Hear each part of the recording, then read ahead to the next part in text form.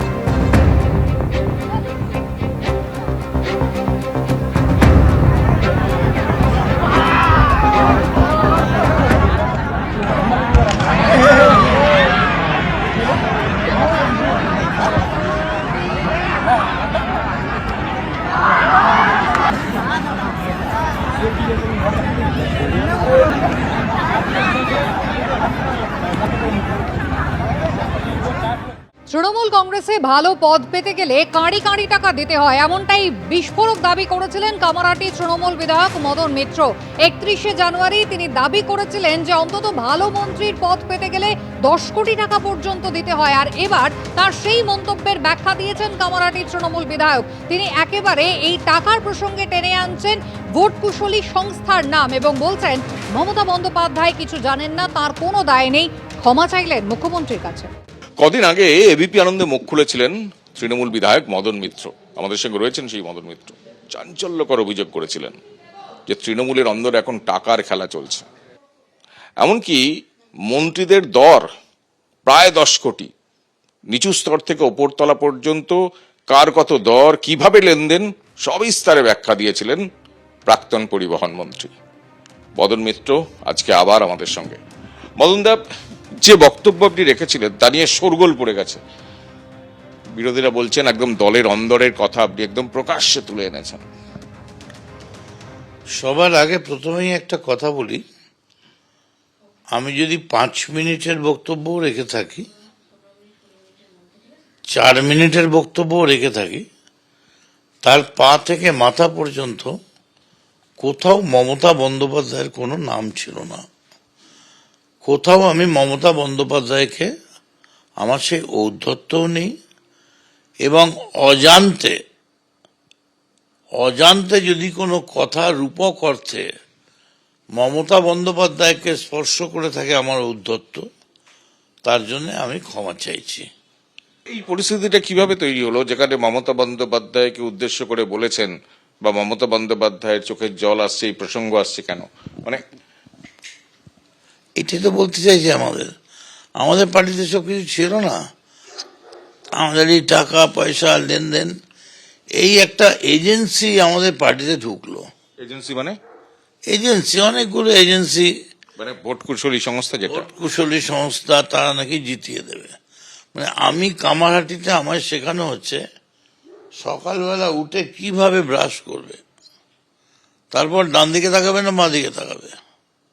এরা শুরু করলো বিভিন্ন জায়গা থেকে নাম কালেক্ট করে টাকা তোলা। একটা জায়গায় 8টা নাম আছে, মানে এই ভোট কুশলী সংস্থা আইপ্যাক। একদম এরাই গোটাটা করেছে এবং মমতা বন্দ্যোপাধ্যায়ের অজান্তে অনেক ইম্পর্টেন্ট ছেলে, নামি দামি ছেলে, তাদের কাছেও আমি শুনেছি তারা কেউ 25 লাখ, কেউ 50 লাখ দিয়েছে। কাকে দিয়েছে? এই ছেলেদের, এজেন্সির ছেলেদের। আইপ্যাকই হবে, আইপ্যাকই ছিল তখন। এবং তারা কেউ নমিনেশন পায়নি, লজ্জায় কাউকে বলতেও পারছে না, এত বড় বড় নাম তাদের।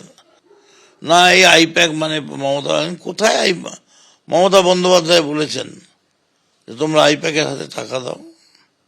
কোথাও তো বলেননি।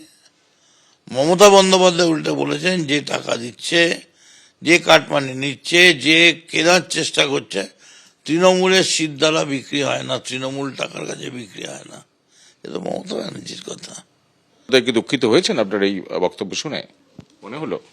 দেখুন, আমার তো উনি সেভাবে বলেননি, আর আমি অনেক ক্ষুদ্রতার কাছে, কিন্তু আমার কেন জানি না নিজের বিবেকের কাছে আমি দংশিত হচ্ছি যে অনেকে আমায় বলছে তোমার কথার মানেটা যেন মনে হচ্ছে মমতা বন্দ্যোপাধ্যায়কে আক্রমণ করছে। কিন্তু এই আইপ্যাক আসার আগে আমাদের এরকম টাকাও দরকার হতো না, আমাদের এত সাজানো স্টেজ, এত কিছুই দরকার হতো না।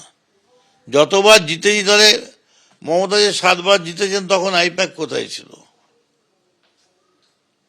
আমরা যে আগে কামারহাটিতে জিতেছি, তখন আইপ্যাক কোথায় ছিল? এখন যে পরপর বিরোধী নির্বাচনগুলো জিতছি, আইপ্যাক কোথায় ছিল? ফলে এগুলো ঠিক আছে, আইপ্যাক এসছে, তারা তাদের কাজ করেছে, তাদের সাধ্যমতো কাজ করেছে, আমার কোনো ব্যাপার নেই। আইপ্যাককে পার্টি থেকে যদি ইনপুট করা হয়ে থাকে তারা করবে, আমার সঙ্গে কারোর কোনো ডিসপিউট নেই। তবে মমতা বন্দ্যোপাধ্যায়ের কে ইগনোর রেখে, মমতা বন্দ্যোপাধ্যায়কে বাদ দিয়ে কোনো চক্রান্ত যদি হয়, মদন মিত্র কিন্তু চুপ করে বসে থাকবে না, বরদাস্ত করবে না। কিন্তু আপনি যেটা বলছেন যে এই ধরুন 10 কোটি টাকা মন্ত্রী হতে গেলে কেউ দিচ্ছে, অনেকে দিচ্ছে, একদম গ্রাসরুট লেভেল থেকে ওপর লেভেল পর্যন্ত একটা টাকার খেলা চলছে। এই গোটা প্রক্রিয়াটা মমতা বন্দ্যোপাধ্যায়ের অজান্তে হয়েছে বলছেন, আর করছে কারা তাহলে?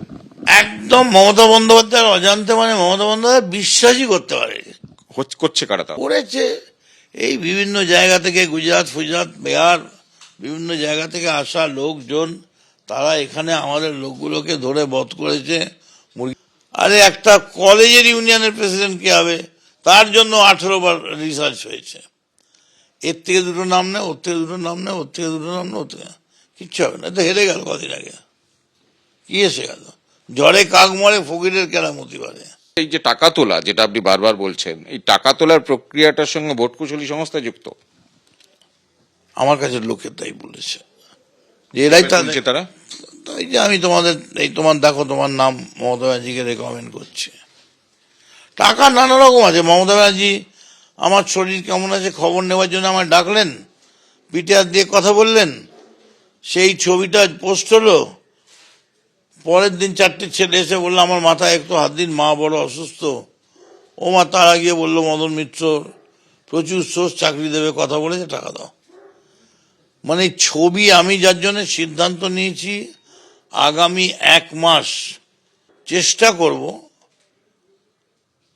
সেলফি দেওয়ার সময়ও নিজেকে সতর্ক রাখতে। আজ নিজের বক্তব্যের ব্যাখ্যা দিয়েছেন কামারহাটির তৃণমূল বিধায়ক মদন মিত্র। কিন্তু 31শে জানুয়ারি ঠিক কি মন্তব্য তিনি করেছিলেন? বিস্ফোরক দাবি করেছিলেন, বলেছিলেন তৃণমূলের অন্দরে টাকার লেনদেন হচ্ছে, কেউ কেউ রাতারাতি 100 কোটি টাকার মালিক পর্যন্ত হয়ে যাচ্ছেন। দেখুন, দলের মধ্যে একটা ব্যাপক মানি ট্রানজাকশন হচ্ছে। আমি মদন মিত্র একটা এমএলএ ছিলাম, আমার কোনো ক্ষমতাই ছিল না, রাতারাতি আমি এখন 100 কোটি টাকার মালিক হয়ে গেছি। তা এখন আমার পদ চাই। তা আমি বললাম ভাই আমার একটা মন্ত্রী করে দে। না ভাই, মন্ত্রী হতে গেলে, একটা ভালো মন্ত্রী হতে গেলে 10 কোটি লাগবে। আমি 10 কোটি দিয়ে দিলাম। মন্ত্রী হলো কি হলো না পরের কথা, আর যদি হয়ে গেলাম তাহলে 10 কোটি থেকে 20 কোটি বানালাম, আর যদি না হলাম 10 কোটি চলে গেল। এটা এফআইআর করা যাবে না, কারণ এর কোনো ডকুমেন্ট নেই। একেবারে নিচের তলার পদ, ব্লকের পদ, সমিতির পদ, পঞ্চায়েতের পদ, জেলা পরিষদের পদ, জেলা তৃণমূল ছাত্র পরিষদ, জেলা তৃণমূল যুব কংগ্রেসের পদ, এক একটা সেলের, ধরুন ডালহাউসি এরিয়া অমুক সেল, আমি নাম বলছি না, তার প্রেসিডেন্ট হওয়ার জন্য 10 লাখ চাইছে। হ্যাঁ, তার কারণ উঠে যাচ্ছে তো গুড ইনভেস্টমেন্ট তো।